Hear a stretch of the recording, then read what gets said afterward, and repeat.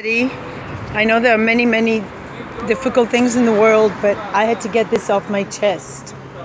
So I'm trying to be positive and everything, but I guess I do have a little bit more sensitivity than the average human being, and coming from another culture, also I'm hypersensitive to certain things. So I'm taking the dogs for a walk in the park, and there's a man sitting there, and I asked, can I take the empty glass, because I wanted to give the dog water. And then he said, I was waiting for a nice woman like you to ask me for this glass. And then he starts talking about his trip to Spain or whatever. And he's sitting there with his wallet for some reason next to him on the bench, very weird. And I said, why are you sitting with your wallet? Don't you know it's dangerous? You could lose it. And he's like, I don't know. And then he says, are you from here? And then specifically, where do you live?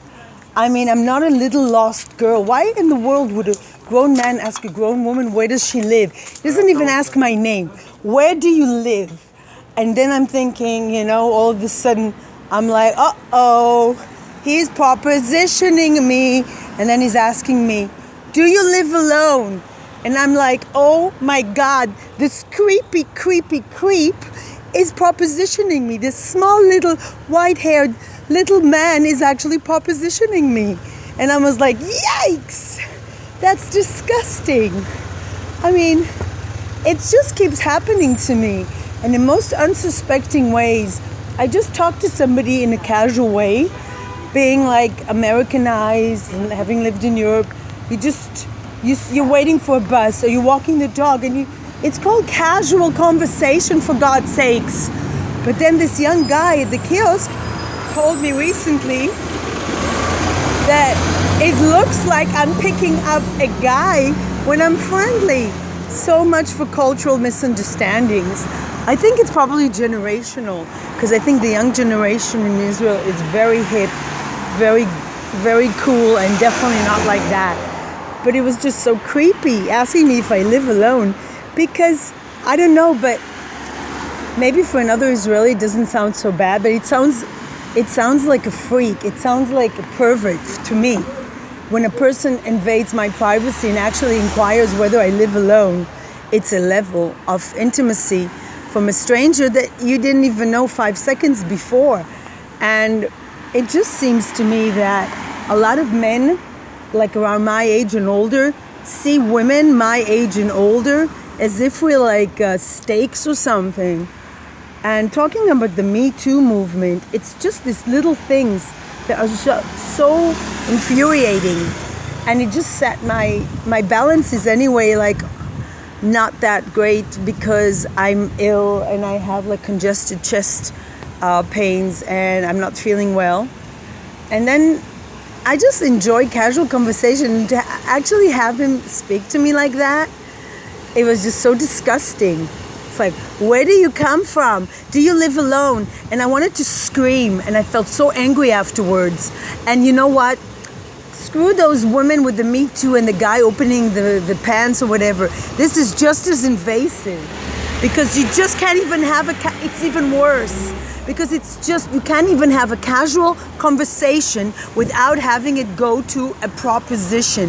I think that's disgusting. Because when a man says to you, do you live alone? It's very clear what his intentions are, and it's disgusting. Doesn't even ask me my name. I think it's absolutely deplorable. It shows, I just feel so sorry for a man like that. He's such a low level. I feel sorry for me for not having seen that coming. And in the future, I will definitely keep my casual conversations to people I know, like the juice man, or people that I know won't misinterpret and distort it. But it's just so deplorable how men behave here.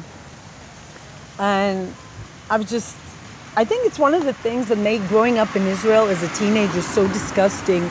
The way so quickly you get comments and they think it's a compliment, but it's really not. And I think before we go to the Me Too movement, we should talk about basic things like how we talk. And it's not okay for a man who doesn't even know you to ask you where do you live and whether you live alone.